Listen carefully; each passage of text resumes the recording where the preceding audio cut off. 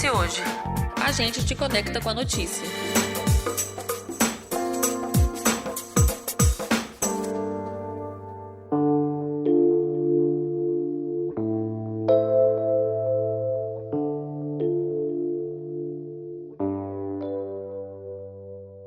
O dia 28 de janeiro é o Dia Nacional de Combate ao Trabalho Escravo. A data, oficializada em 2009, é uma homenagem aos auditores fiscais do trabalho, Erástones de Almeida Gonçalves e João Batista Soares Lage, além de Nelson José da Silva, e também ao motorista Ailton Pereira de Oliveira, que lá em 2004 foram assassinados enquanto apuravam denúncias de trabalho escravo em Unai, em Minas Gerais. No entanto, apesar das notícias de violência e crueldade terem repercutido em todo o país e alertado a sociedade para a triste realidade que assombra o campo e também a cidade, a luta contra o trabalho escravo é mais antiga e, ao contrário do que muitos podem afirmar, não teve fim com a assinatura da Lei Áurea lá em 1888. O Brasil encontrou pelo menos 1.600 trabalhadores em condições análogas às de escravo em 2024. Com eles, o país passou 65.200 trabalhadores em condições que desrespeitam a sua dignidade, tanto em regiões rurais quanto urbanas. Uma a cada 150 pessoas no mundo vive em um regime de escravidão moderna. O Procurador-Geral do Tribunal do Trabalho Capixaba está aqui com a gente, Estanislau Talim Bose, que é o nosso convidado de hoje. Seja muito bem-vindo. Como que são os trabalhos nesse sentido e como que o Ministério Público do Trabalho combate, o trabalho escravo? Muito obrigado pelo convite, pela presença, participação no episódio. O Ministério Público do Trabalho ele recebe a denúncia dos fatos de diversas maneiras, né? Pode ser uma notícia na imprensa e dali começar a atuação, pode ser algum desses trabalhadores que se evadiu do local e conseguiu fazer o contato com o próprio Ministério Público do Trabalho ou com a Delegacia de Polícia, a Comissão Parceladora da Terra, o promotor de justiça e chega até nós a notícia. E aí é feito o acionamento da rede do grupo de especial de fiscalização móvel que vai até o local verificar as condições em que se encontram os trabalhadores. A gente já conversou aqui em outros momentos com o trabalho do Ministério Público com relação a pessoas que sofreram violência, por exemplo, com as mulheres, ou questão dos LGBTQIA+, que também recebem cursos de formação e etc., não que trabalhem necessariamente nessas condições. E muitas vezes são essas empresas que dão recurso para essa formação. Como é que uma coisa leva a outra, assim? Explica pra gente. E, geralmente os casos de trabalho escravo, as indenizações são destinadas ao próprio delito em si, à própria ilicitude, Geralmente não vai para esses outros aspectos, mas geralmente há uma condenação, um acordo, o próprio empregador propõe e destina para projetos sociais. No caso do trabalho escravo, as indenizações nós dirigimos geralmente para os próprios trabalhadores que são resgatados. Que aí, na verdade, são pessoas que passaram por uma vulnerabilidade como os outros também passam, e aí eles precisam reerguer a vida. É a casa que precisa da moradia, do vestuário, de uma série de outras questões para poder restabelecer a vida do zero.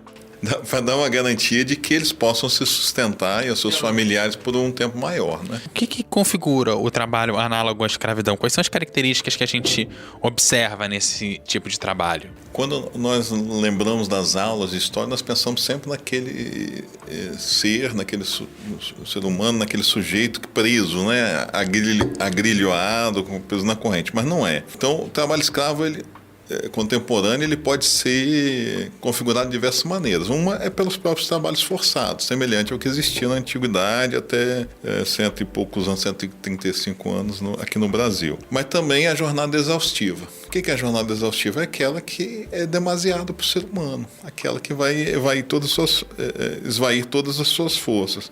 É quando não respeita a folga semanal, quando trabalha mais do que o limite de horas por semana. 14, 16 horas por dia, às vezes 20 horas, dependendo do local. Condições degradantes de trabalho, e a degradância ela vai ser caracterizada pelas condições de habitabilidade, por exemplo, pela ausência de água potável, pela ausência de alimentação adequada, de local para tomar as refeições, de local para dormir.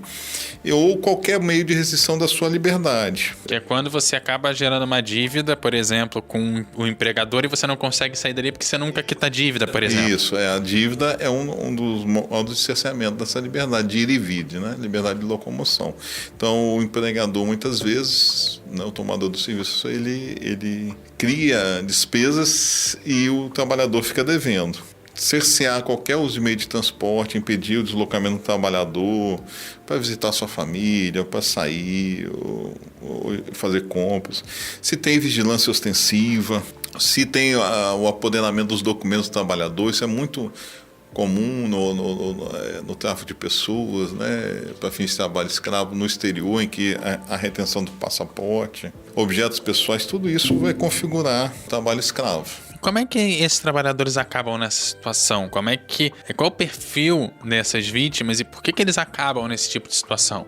O perfil é de homens, né? Geralmente são jovens de 30 a 34 anos, a maioria dos trabalhadores, e em situação de extrema pobreza, né? Nós temos um perfil bem masculino, né? Quase a totalidade, 90 e poucos %, são de homens. Baixa escolaridade, pretos ou pardos. E aí eles acabam entrando nisso como forma de tentar melhorar de vida, essa grande venda?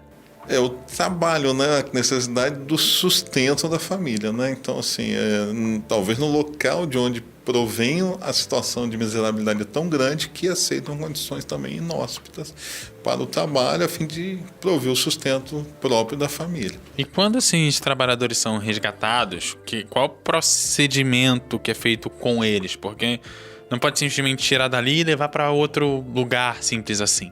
Não, isso é verdade. Quando a configuração do trabalho análogo a escravo, os trabalhadores são retirados do local, são hospedados no lugar adequado, se os alojamentos, né, forem inadequados, uma hospedaria, uma pensão, paga a sua alimentação, e aqueles que não têm documentos, às vezes é encaminhado para conseguir o documento e efetuado o pagamento do que é devido, tanto as verbas trabalhistas, os salários, né, fundo de garantia, quanto as verbas rescisórias, aviso prévio, férias proporcionais. E depois tem direito a um seguro-desemprego especial e são também encaminhados ao seu local de origem e à assistência social do seu local. Existe algum movimento para empregar essas pessoas novamente, né, numa situação, numa condição de fato cuide da saúde dessas pessoas? É difícil porque faltam oportunidades de trabalho no local de origem, geralmente, né? Mas eles são encaminhados à assistência social do local de origem, a Secretaria Municipal geralmente cuida disso, tem todos os aparelhos de assistência social, né? O CREAS, o CRAS, e aí dali tenta qualificar o trabalhador e não permitir que retorne àquela situação. Retornam? Sim, mas a tentativa é que não aconteça. Há projetos que qualificam o trabalhador para outras profissões, né? Muitos deles são iletrados, então precisam de uma qualificação, de um aprendizado para o exercício de outras funções, que não aquelas que foram acostumadas desde criança, às vezes, a praticar. E no caso dos empregadores, o que acontece com eles quando eles são pegos praticando esse crime tão grave?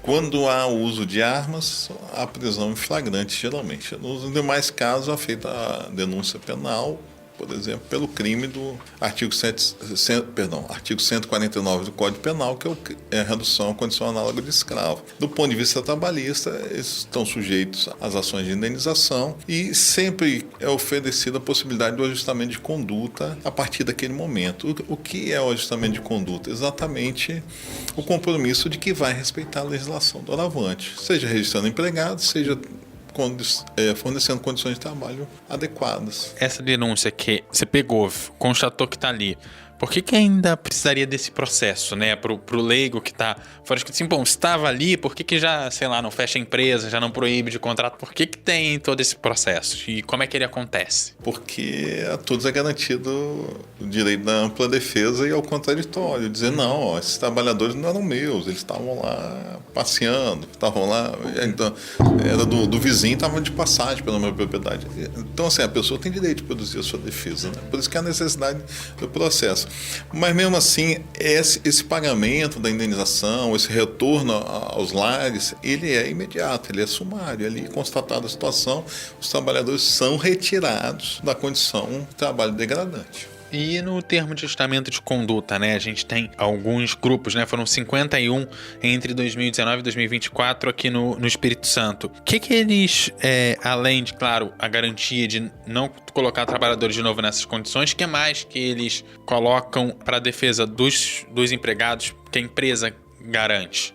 Bom, é o cumprimento da legislação naquilo que é pertinente à atividade desenvolvida pelo empregador. Então, são os alojamentos adequados, se houver necessidade de alojamento do trabalhador, as instalações sanitárias, a potabilidade da água, o fornecimento de alimentação, de uniforme, com relação ao agrotóxico, o manejo e o treinamento e armazenamento adequado, né, o cumprimento de todas as obrigações trabalhistas. Caso da lista suja, como que as empresas entram nessa lista? Qual o processo, primeiro para o consumidor nessa lista e depois para as empresas, enquanto quem deseja sair dessa lista? Ela tem um tempo de duração, né? Então, dado o tempo, vai ele sair da lista pelo transcurso do tempo. Mas para entrar, basta configurar o trabalho análogo à escravidão. E a partir daí vai, então, para fazer a inscrição. A lista ela é mantida pelo Poder Executivo, pelo Ministério do Trabalho e Emprego. Configurada a situação, o nome do empregador vai para a lista e entra no ano seguinte, se eu não me engano. Né? No ano seguinte, se for resgatado em 2024, vai entrar nesse ano, 2025. E essa lista impede, por exemplo, a tomada de financiamentos bancários, né, financiamentos de crédito agrícola, e por aí vai. E aí, essa tentativa que mexe no bolso da empresa de financiamento, tudo, realmente impede a manutenção dessas empresas? Ou uma vez que uma empresa é constatada, apesar do ajuste de conduta, apesar das denúncias, tem empresa que insiste no erro? Tem reincidência, em menor escala, mas existe, né? E existe a punição, então tem que ser mais rigorosa, né? Às vezes pode resultar até na interdição da empresa. E, teoricamente, pela Constituição, as terras poderiam ser desapropriadas, né? Por conta da atividade ilícita desenvolvida com constância. E quais são os casos mais comuns aqui no estado? É mesmo na zona rural? E por que na zona rural? Aqui a zona rural, né, e principalmente a cafeicultura, ela tem uma importância muito grande na economia capixaba. Então, a maior parte dos casos ela se dá na cultura cafeeira, realmente. Né? Vem trabalhadores de outros lugares, né, de outros estados, de outras culturas, às vezes cortadores de cana vêm colher café, por exemplo, e são mal alojados. E aí não tem água, não tem comida, não tem roupa de cama, não tem o alojamento, né, a cama para dormir. Às vezes há alojamento de família junto com pessoas solteiras, de homens com mulheres, isso tudo, né, homem e mulher casados, sim, mas homens e mulheres solteiros não podem estar no mesmo alojamento, por exemplo. Por isso há uma incidência no Estado na cultura do café. Combate do Ministério Público do Trabalho, além de feita denúncia e lá, sabendo de algumas áreas que precisam de um pouco mais de atenção, se faz essa fiscalização mais pontual em alguma outra área para evitar esse tipo de acontecimento? O trabalho análogo ao escravo ele pode acontecer em qualquer setor, né, em qualquer ramo da economia. O mais comum no Estado é a cafeicultura, mas tem na construção civil, tem em comércio, tem em residências, né, trabalho domiciliar, tem em qualquer lugar. Para evitar, é preciso conscientizar um procedimento nosso que pretende atuar na cadeia produtiva. Né? Então, assim, desde a origem até a exportação, se for o caso, para que tudo seja feito de acordo com a legislação. Hoje nós estamos com um procedimento incipiente exatamente na cultura do café, para que desde lá da limpeza do terreno até depois de moído ou da torrefação, ele seja exportado, por exemplo, com a garantia de que não houve trabalho escravo na cadeia. A gente, além da conscientização, consegue diminuir esse tipo de crime. É só mesmo ficar de olho, cobrar a empresa denunciar quando necessário, ou tem algum outro caminho, talvez mais brando, como algumas pessoas diriam? O primeiro caminho para o exercício dos direitos e deveres é sabê-los, né? Então, assim, o conhecimento, a difusão do conhecimento, ela é muito importante. Então, tanto o empregador quanto o trabalhador deve saber dos seus direitos e dos seus deveres. E, além disso, a repressão, né? Se a conduta configura até crime, o Estado tem o dever de reprimir. O cidadão que não é nem o empregador nem o trabalhador, ele pode denunciar. Ele pode denunciar, por exemplo, diretamente ao Ministério Público do Trabalho, pode ligar para alguma de nossas unidades. Aqui em Vitória, o telefone é 31 98 44 00. Pode ingressar na página do Ministério Público do Trabalho, né, que é www.prt17.mpt.mp.br, e fazer a denúncia relatando os fatos. Não precisa estar envolvido diretamente no caso, né? Basta relatar os fatos, indicar a localização, de preferência o nome do empreendimento, do estabelecimento e a quantidade de trabalhadores aproximados. Mas pode ser porque a situação é muito grave, né?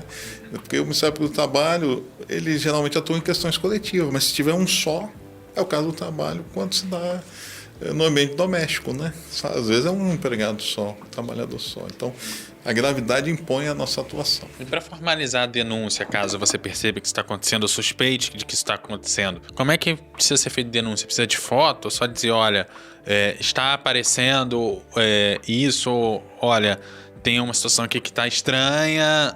Como é que se faz essa denúncia? Quanto mais elementos, melhor, né? Se tiver fotografia, a imagem do local, se tiver o endereço certo, o nome do empregador, o CNPJ, quanto mais dados, melhor. Mas basta relatar a situação.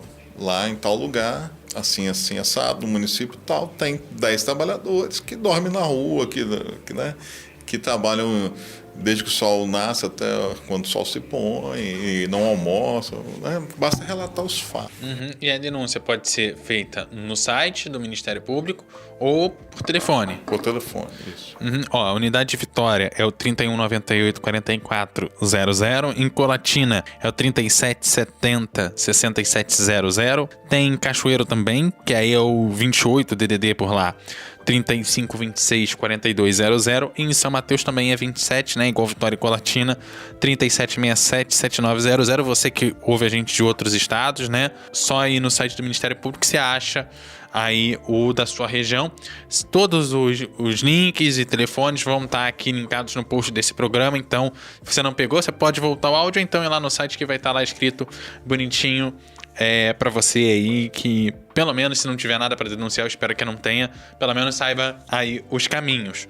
Além da colaboração da denúncia, que outras colaborações a população pode fazer? É pressionar a empresa que foi pega, parar a compra? Como é que a gente algo luta que é nisso? muito comum, por exemplo, nos Estados Unidos, que é boicotar, né? Se você tem uma empresa que reiteradamente explora os trabalhadores em desacordo com a legislação para reduzir os seus custos, a melhor forma do consumidor agir é não comprar produto daquela empresa. Quando ele é constatado aqui, quando é constatado lá fora do país também, né? Em qualquer lugar, exatamente. Os brasileiros, nós não temos muito hábito de boicotar. São protestos que são comuns, por exemplo, nos Estados Unidos, né? Conforme a sua pauta, você evita produtos de algumas empresas.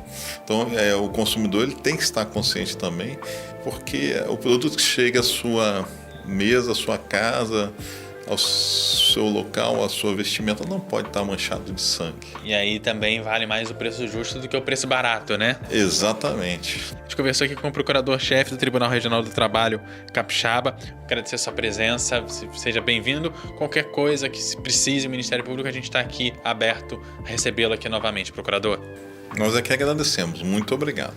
E lembrando que aqui a gente sempre te convida a debater, refletir e, sobretudo, a se informar. O ES Ouve tem edição de Eduardo Couto, texto e produção de Carol Bauer, e também a direção de jornalismo de Daniele Coutinho. Aquele abraço e até a próxima.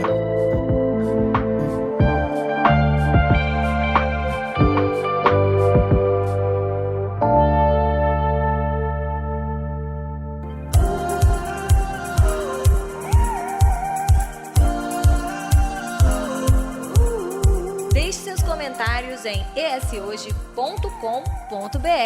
É lá que você se mantém informado todos os dias. Nos siga também nas redes sociais e em nosso canal do YouTube, @ESHoje.